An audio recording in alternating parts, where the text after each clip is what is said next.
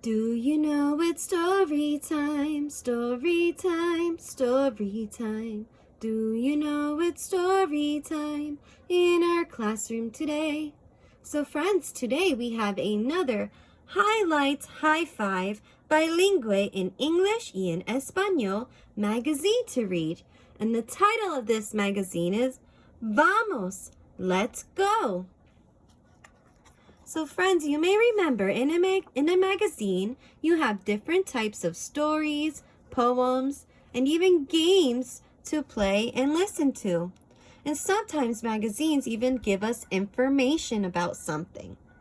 And you can also see in a magazine different types of pictures to look at.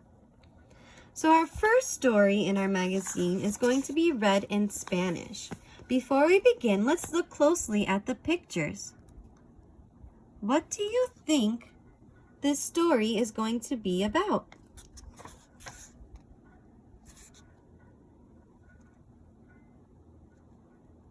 If you have an idea, let me know.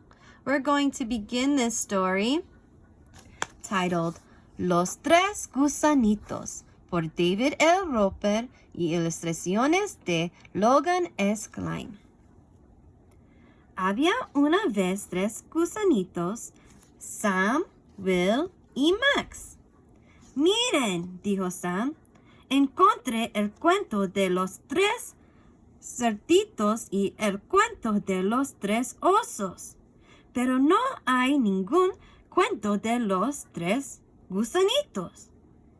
¿Estás seguro?, preguntó Max. Volvieron a mirar, pero no había ningún cuento de los tres gusanitos. ¿Qué podemos hacer que sea especial?, dijo Sam. Podemos construir casas, dijo Bill. Eso ya lo hicieron los tres cerditos, dijo Max. Podemos tener una cama grande, una mediana y una chiquita, dijo Sam. Eso ya lo hicieron los tres osos, dijo Will. Ya sé, dijo Max. Podemos doblarnos.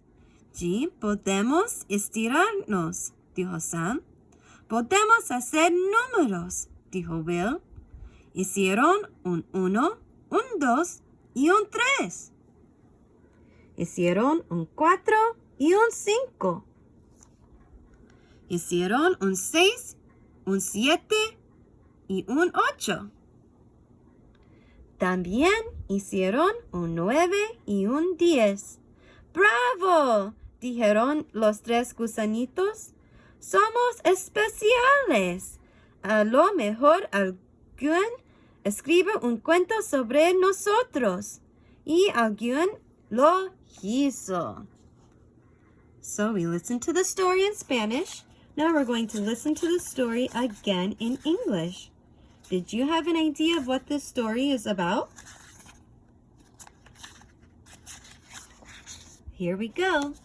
The Three Little Worms by David L. Roper and illustrations by Logan S. Klein. Once there were three little worms, Sam, Will, and Max. Look, said Sam. I found a story about three little pigs and a story about three bears. But there's no story about three little worms. Are you sure?, asked Max. They looked again, but there was no story about three little worms. What can we do that is special?, said Sam. We could build houses, said Will. The three little pigs already did that, said Max. We could have a big bed, a middle-sized bed, and a little bed, said Sam. The three bears already did that, said Will. I know, said Max. We can bend. And we can stretch, Sam said. We can make numbers, Will said. They made a 1, 2, and a 3. They made a 4 and a 5. They made a 6 a 7, and an 8. They even made a 9 and a 10. Hooray! Said the 3 little worms. We are special. Maybe someone will write a story about us. And someone did. So now we're going to go back to our Spanish section to listen to another story. And the title of this second story is Una Gallina Redonda, por Joy Cowley y ilustraciones de Erika Lebar. So before we begin this story, let's look at the pictures. What do you think this story is going to be about? If you have an idea, let me know.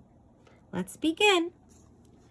Mi gallina es redonda, con plumas azules y rojas y una cresta en la cabeza que es dorada y muy graciosa. Hace un nido muy redondo en lo más alto de un árbol. Y allí pone 7 huevos para mí como regalo. Uno es azul como el cielo, otro huevo es colorado y otro verde como el campo. Esto no me lo he inventado. Hay un huevo amarillo, otro huevo es morado, uno negro color noche y otro blanco anacarado. So what do you think this story is about? Now we're going to listen to the story again in English. And the title of this story is Little Roundy Hen by Joy Cowley and illustrations by Erika Lebar. Little Roundy Hen has feathers blue and red and a golden comb sitting on her head. She makes a roundy nest up in the yum-yum tree, and in the nest she lays 7 eggs for me. 1 egg is ruby red, and 1 is blue as sky. 1 egg is green as grass, I do not tell a lie. 1 egg's like yellow butter, 1's black like midnight silk, 1's like a purple sunset, and 1 is white like milk.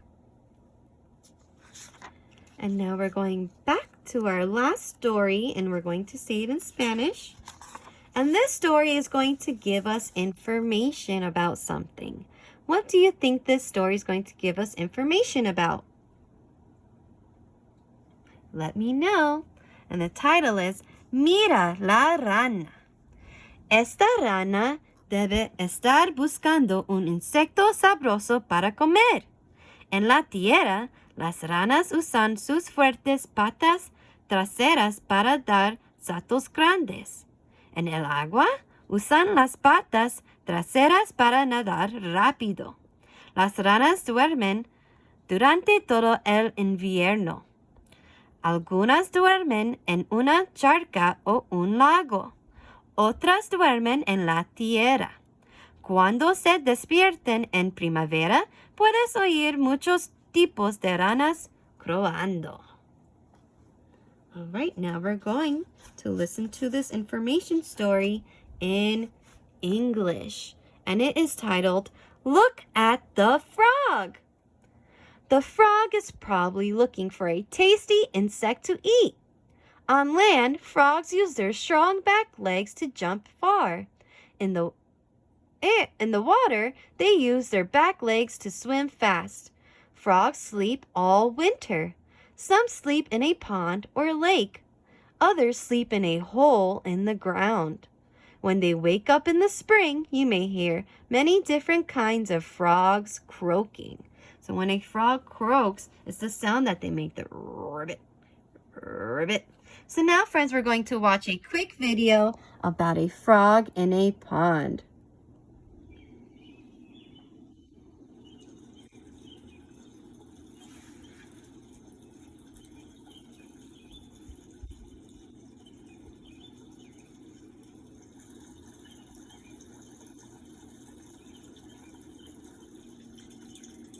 Here he is.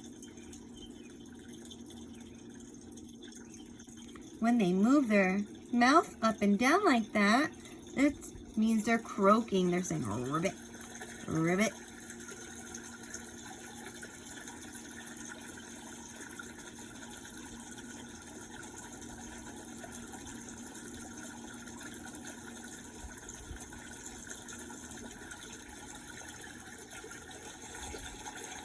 This frog is about to eat some aphids. Aphids are tiny insects.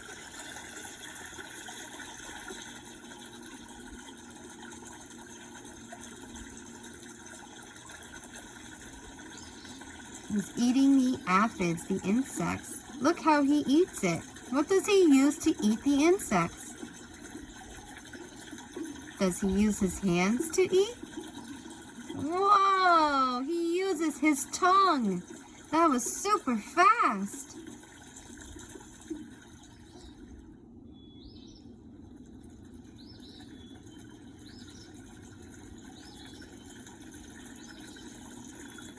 Whoa.